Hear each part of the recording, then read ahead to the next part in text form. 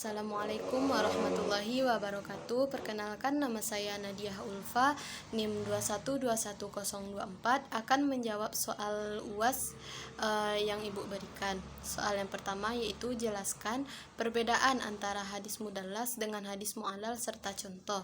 Hadis mudallas adalah hadis yang perawinya menyembunyikan kecacatan hadis dan menampakkan kezahirannya secara baik.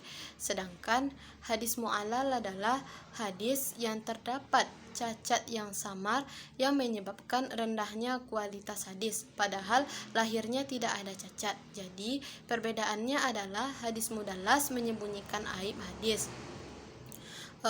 Sedangkan hadis mu'allal tidak menyembunyikan aib, tetapi terdapat cacat yang samar di dalamnya. Kemudian contoh hadis mudallas yang artinya dari Sufyan bin Uyainah dari Az-Zuhri dari sahabat Anas bin Malik, sesungguhnya Nabi Shallallahu Alaihi Wasallam membuat walimah atas pernikahan beliau dan Sofiyah dengan memasak gandum dan kurma. Kemudian Abu Isa mengatakan bahwa Sufyan bin Uyainah melakukan tadlis pada hadis tersebut, di mana dia terkadang tidak menyembunyikan dari Wa'il bin Daud dari anaknya Daud, dan dia terkadang menyebutkannya. Kemudian contoh hadis mu'allal. Contoh hadis mu'allal adalah dari Sufyan As-Sauri, dari Amru bin Dinar, dari Ibnu Umar, dari Nabi Shallallahu Alaihi Wasallam, ujarnya si penjual, dan si pembeli boleh memilih selama belum berpisah. Ilat hadis ini adalah terletak pada Amru bin Dinar, sebab mestinya bukan dia yang meriwayatkan, melainkan Abdullah bin Dinar.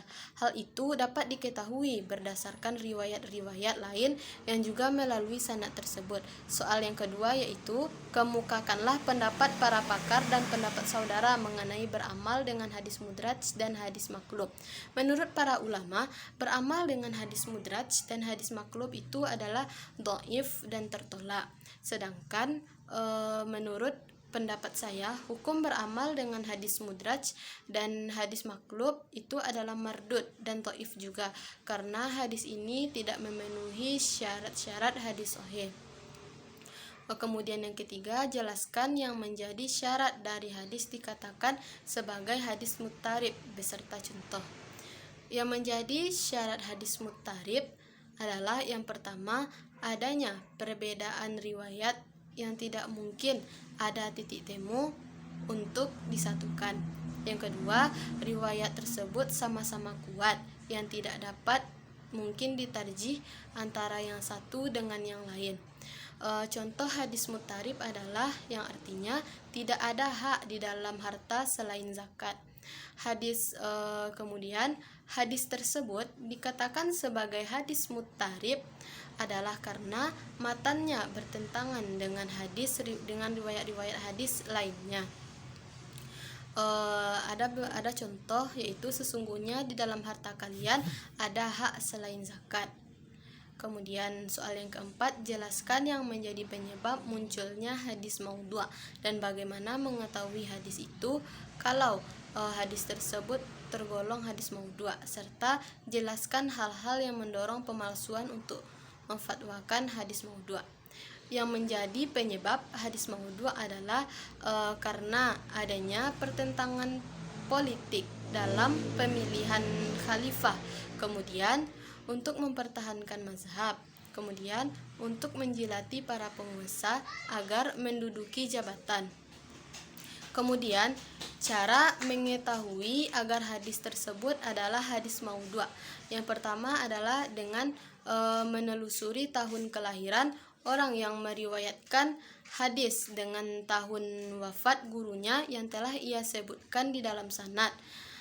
Kemudian yang kedua, melihat ideologi perawi hadis. Sebagian perawi hadis ada yang fanatik dengan aliran teologi yang dianutnya.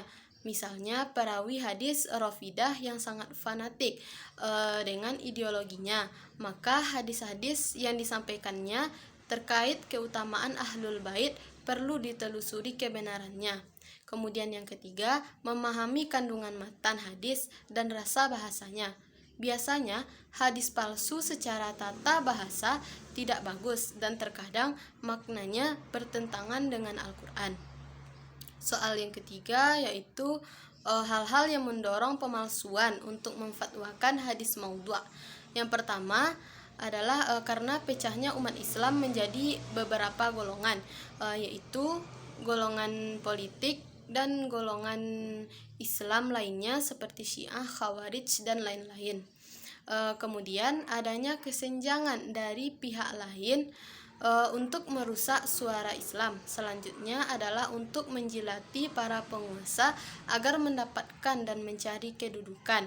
Kemudian yang mendorongnya untuk pemalsuan hadis adalah dari diri perawi itu sendiri, karena ingin membuat hadis dengan berbagai macam alasan dan memberikan sandaran kepada Rasulullah Shallallahu Alaihi Wasallam, dan itulah mengapa hadis tersebut dikatakan dengan hadis maudhu'. Sekian jawaban UAS dari saya. Jika ada kesalahan dan janggal, saya mohon maaf. Wabillahi taufik wal hidayah. Wassalamualaikum warahmatullahi wabarakatuh.